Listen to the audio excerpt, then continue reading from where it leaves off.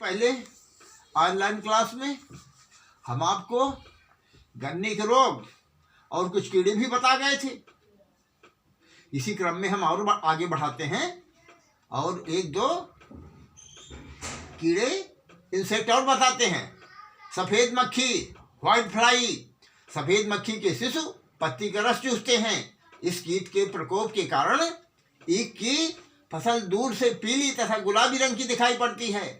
नियंत्रण हेतु endosulfan 35 CC या रोगोल 30 सीसी 1.5 लीटर को 1000 लीटर पानी में घोलकर छिड़काव करना चाहिए। एक और देखिए, जड़ तना अगोला बेधक कीट, अंग्रेजी में कहते हैं root borer, stem borer, top borer. इन कीटों की सूंडियां गन्ने की भूमि की से लगी हुई पहली पोरी में लगती है। समझ रहे हैं कि नहीं लगती? जो जमीन से पहली पोरी होगी उसी में लग जाएंगे। तनों में अगोले में छेद करके अंदर के भाग को खाकर फसल को हानि पहुंचाती है, जिसके कारण गन्ने का पौधा सूख जाता है। जड़ बेधक कीट की सूंडी मटमैली सफेद रंग की 2.5 लंबी होती है। समझ गए कि नहीं? 2.5 सेंटीमीटर लंबी होती है। अगोला बेधक कीट की सूंडी का रंग मटमैला व शरीर पर झुर्रियां होती हैं। इस प्रकार से इन कीटों को आप पहचान सकते हैं। तने पर भूमि की सतह के बराबर यानी पहली पोरी में केवल एक छेद का होना, सूखी हुई गोब का आसानी से खींचना बल्कि टूट जाना। आसानी से तो नहीं खींचती है बल्कि टूट ही जाती है। जड़ बेधक कीट का प्रकोप समझना चाहिए। जड़ व तना बेधक कीट का प्रकोप मई जून में तथा अगोला बेधक का जुलाई में होता है। गन्ने में शाखाओं का निकलना, गोब का सूखना, मृत गोब को खींचने पर निकल आना, मृत गोब का बदबूदार एवं नम होना, मृत गोब में छिद्र होना यानी सूट होल और अगोला बेधक के लक्षण हैं। अब आप इसकी कटाई समझिए। हार्वेस्टिंग।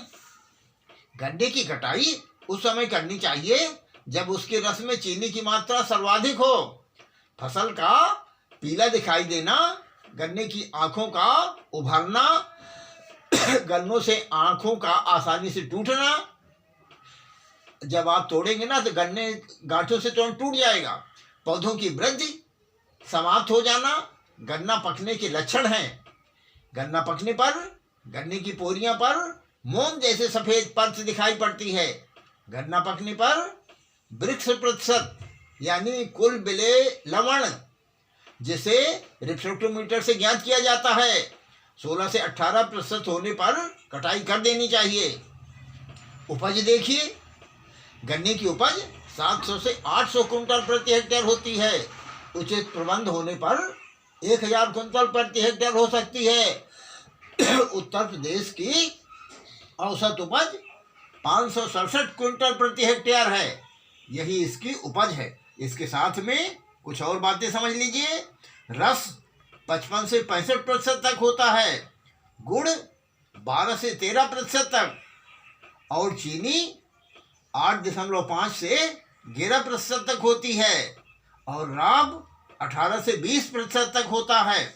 एक बात और समझ लीजिए, इसको राब को रस को साफ करना पड़ता है। यानी आप ये समझ रहे हैं कि रस का मैल साफ करने के वाले पदार्थ समझ में आ गया ना? रस कैसे साफ करेंगे? भिंडी, देवला, फालसा की छाल का रंग, ये 3 चीजें आप ध्यान रखिए। भिंडी, देवला और फालसा की छाल का रस और इसके अलावा हाइड्रो जिप्सम सुपरफास्फेट 100 कुंटल रस साफ करने के लिए देवला का रस 5 किलोग्राम पर्याप्त होता है और भिंडी, सुखलाई तथा फालसा का रस 6 किलोग्राम पर्याप्त होता है और अंडी के बीज 8 किलोग्राम और सेमल की छाल का रस 7 किलोग्राम। इस तरह से ये सब जो है पर्याप्त होता है इसके रस साफ करने के लिए। गन्ने की पेड़ी समझिए, रेटून। जब फसल को बिना बोए ही काटने के बाद फसल तैयार करते हैं, अगली फसल उसी में से, नए बीज नहीं बोते हैं, तो उसी को पेड़ी लेना रेट्यून कहते हैं। काजी समझिए, गन्ने की फसल की कटाई के बाद उसी फसल की जड़ों से गन्ने के नए नए पौधे तैयार होते हैं। इनसे प्राप्त फसल को पेड़ी लेना यानी रेट्यून क्रॉप कहते हैं। आ गया समझ में? और इसमें एक बात ध्यान दीजिएगा, पहले आप ये समझिए इसकी परिभाषा। Ratoon crop can be defined as a crop allotted to grow in the same field from the roots of the previous cane crop without planting seed sets anew। देखिए एक बात और समझिए, देश में गन्ने के कुल क्षेत्रफल का 50% से अधिक क्षेत्रफल में पेड़ी है। आमतौर पर गन्ने की फसल से 1 या 2 पेड़ी की फसल अवश्य ही ली जाती है। तो गन्ने की पेड़ी रखने से क्या लाभ है, जरा ध्यान से सुनिए। गन्ने की पेड़ी रखने के लाभ देखिए, पेड़ी रखने का प्रति हेक्टेयर उत्पादन व्यय अपेक्षाकृत काफी कम होता है। खेत की प्रारंभिक तैयारी, बीज और बुआई आदि क्रियाओं के लिए खर्च नहीं करना पड़ता। पेड़ी की फसल शीघ्र पक जाती है, अतः काटने के बाद दूसरी फसल गेहूं आदि समय से ली जा सकती है। यदि खाद व पानी की समुचित व्यवस्था रखी जाए तो अच्छी उपज प्राप्त होती है। पेड़ी की फसल शीघ्र तैयार हो जाने के कारण चीनी मिलों को अधिक चीनी वाला यानी हाई रिकवरी गन्ना प्रारंभ में मिलने लगता है। साथ ही चीनी की मिलें शीघ्र पिराई करने लगती हैं, गुण भी अच्छा होता है। तो इस प्रकार से आपने समझ लिया। अब एक और समझिए, बीजोत्पादन, सीड प्रोडक्शन। तो देखिए, उत्तम गुणों वाला स्वस्थ व निरोगी बीज प्रयोग करना चाहिए। बीज उत्पादन के लिए ऐसा खेत चुनना चाहिए जिसमें पिछले 2-3 वर्ष गन्ने की फसल न उगाई गई हो।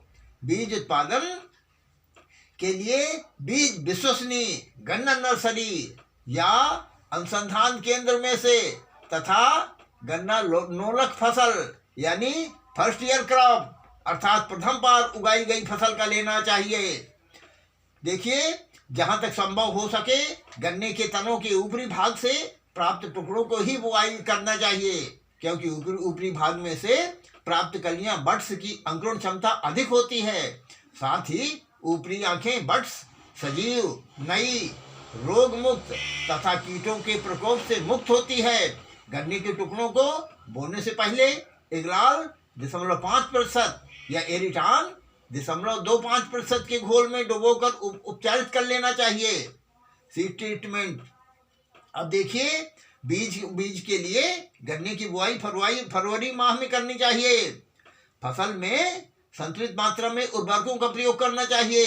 निराई गुड़ाई व पादप सुरक्षा की अच्छी व्यवस्था करनी चाहिए। अवांछनीय पौधों यानी ऑफ टाइप प्लांट्स को निकाल कर फेंक देना चाहिए। इस प्रकार गन्ने की फसल बीज के लिए 10-12 माह में तैयार हो जाती है। 10 से लेकर 12 माह समय लग जाता है। 600 से लेकर के 800 क्विंटल अच्छा बीज मिल जाता है। समझ में आ रहा है ना? एक बात और समझ लीजिए कि ये जो आपको हमारा लेटेस्ट वीडियो प्राप्त करना है तो इसके लिए आप हमारे चैनल को सब्सक्राइब जरूर करिए। और इसी के साथ हम आप सबको दीपावली की हार्दिक शुभकामनाएं दे रहे हैं। धन्यवाद।